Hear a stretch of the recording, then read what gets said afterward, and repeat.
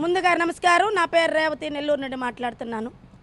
Polling రోజు పోలీసులు కూడా భయం, అంటే సిఐలనే పట్టుకొని కొడుతున్నారు ఈ వైసీపీ దుర్మార్గులు. కాబట్టి వన్ సైడ్ అనేది అబద్ధం, అది అబద్ధం.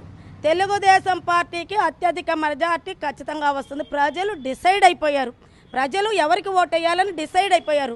మామూలుగా ఎలక్షన్ టైంలో కానీ ఎలక్షన్ ముందు కానీ అల్లర్లు జరుగుతాయి, కానీ ఈ అల్లరి మోక ఎలక్షన్ అయిపోయినాక భయభ్రాంతులకు గురి చేస్తున్నారంటే ప్రజల్ని.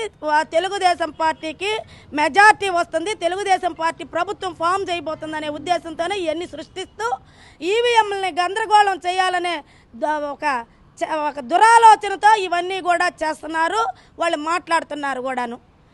అంటే ఎన్నికల ముందు జగన్మోహన్ రెడ్డి కానీ వైసీపీ వాళ్ళు కానివ్వండి వైనాట్ 175 అన్నారు. తర్వాత 2 రోజుల తర్వాత ఐపాక్తో కలిసి 151కి పై చెలుగు వస్తాయని కూడా వాళ్ళు చెప్తారు. అంటే ఎలక్షన్ రోజు, ఎలక్షన్ ముందు రోజు నిద్రపోయి అప్పుడే లేచి శరీరవాణి, ఆకాశవాణి, వీళ్ళ శరీరవాణి అంటే వాళ్ళ నాన్న అనమాట, జగన్మోహన్ రెడ్డి నాన్న పక్కనే కూర్చొని మాట్లాడుతుంటాడు.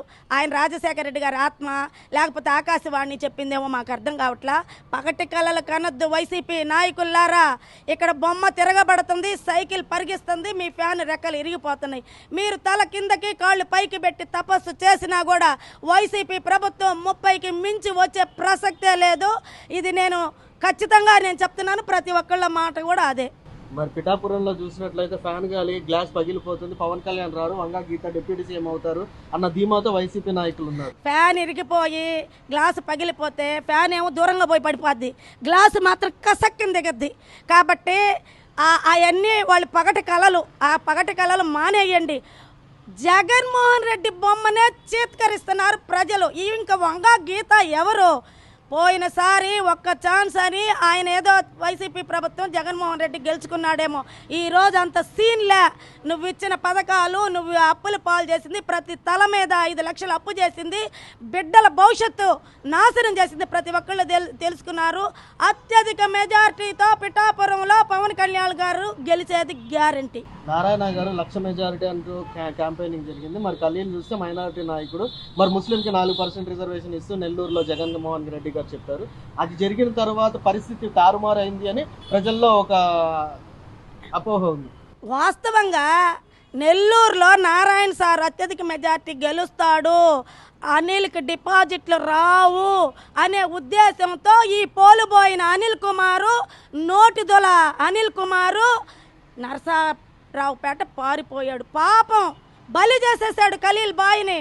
మాకు ఖలీల్ బాయి అసలు పాపం మా సోదరుడు, ఆయన మీద మాకు ఎలాంటి విధానం లేదు, ఆయన గురించి మాట్లాడబల్లా.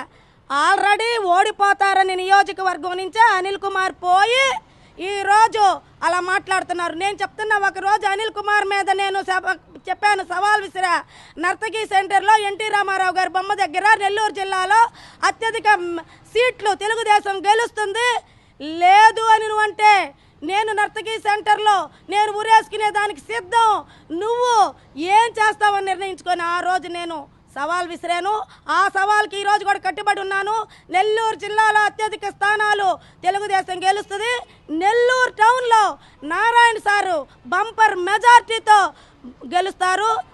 ఫ్యాన్ రెక్కలు ఇరిగిపోతాయి, సైకిల్ పరిగెత్తుద్ది. మీరు ఏదైతే ధీమాతో ఉన్నారో, విజయసాయి రెడ్డి గారు మరి ఎలక్షన్ జరిగిన రోజు ప్రెస్ మీట్ పెట్టి నెల్లూరులో క్లీన్ స్వీప్ చేయబోతున్నాము, పైగా ఎంపీ క్యాండిడేట్ గా కూడా విజయసాయి రెడ్డి గారు అత్యధిక మెజార్టీతో గెలుస్తా అంటున్నారు. విజయసాయి రెడ్డి ఎవరు మాకు ఏటూగానే తెలుసు, జైలుకి వెళ్ళినప్పుడు తెలుసు. వేమిరెడ్డి ప్రభాకర్ రెడ్డి గారు అందరికీ తెలిసిన వ్యక్తి. రాజకీయాల్లోకి రాకముందే ఆయన అపారమైన భక్తి శ్రద్ధలతోటి పేదలకి ఒక స్కూల్ పెట్టి, ఎక్కడెక్కడో వాటర్ ప్లాంట్లు పెట్టి, ఎవరికైనా దాన ధర్మాలు చేస్తూ వాళ్ళ భార్యాభర్తలు ప్రతి ఒక్కరికి తెలిసిన వ్యక్తి. ఈ విజయసాయి రెడ్డి ఎవరు? నెల్లూరు జిల్లాలో అయితే పోయినసారి వైజాగ్ ఎందుకు పోయావు, ఈసారి ఆ వైజాగ్లో జనం నిన్ను పండు కోతిని కొట్టినట్టు కొడతారని చెప్పి నెల్లూరుకు వచ్చి ఈరోజు నెల్లూరు నాది అని చెప్తున్నావు. నెల్లూరు నీది అని మాకే తెలియదు, సామాన్య ప్రజానికానికి ఎలా తెలుస్తుంది? ప్రెస్ మీట్ పెట్టామన్నా ఒక్క రోజన్నా ఉన్నాడా? నారాయణ సార్ ఈ రోజు కూడా ప్రజెంట్ ఉన్నారు. ఈ రోజుకి కూడా ప్రజెంట్ ఉన్నారు. అంటే దాన్ని బట్టే అర్థమవుతుంది వీళ్ళన్నీ కూడా ఉత్తర ప్రగల్భాలు. ఆయన సొంత ఊర్లోనే ఆయన వాళ్ళకి చేసింది ఏమీ లేదు. అక్కడే మొన్ననే మా రూప్కుమారు అన్నదమ్ముడు చెప్తున్నారు, నీ సొంత ఊర్లో చూడు ముందు అసలు ఏ మెజార్టీ వస్తుందని. నేను కూడా అదే అడుగుతున్నా. ఆయన సొంత ఊర్లోనే ఆయనకు మెజార్టీ వచ్చే ప్రసక్తి లేదు. విజయసాయి రెడ్డి A1 A2 వీళ్ళందరూ ఎక్కడ ఇప్పుడు ఈ మధ్యకాలంలో ఏమేం చేశారో, దౌర్జన్యాలు చేశారో, మాకు ఎన్ని దుర్మార్గాలు మా తెలుగుదేశం పార్టీ నాయకుల మీద కార్యకర్తల మీద చేశారో అన్ని తిరిగి ఇచ్చేస్తాం.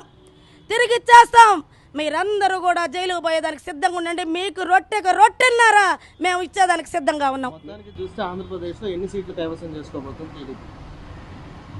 175కి వాళ్ళకి గీ పెట్టుకున్నా కూడా 30 కంటే పెరగవు. మిగతావన్నీ మా 145 మాకే. తెలుగుదేశం పార్టీ చంద్రబాబు నాయుడు గారు చంద్రబాబు నాయుడు నేను అని ప్రమాణం చేసేదానికి ఆయన రెడీగా ఉన్నాడు. మేము కూడా రెడీగా ఉన్నాం.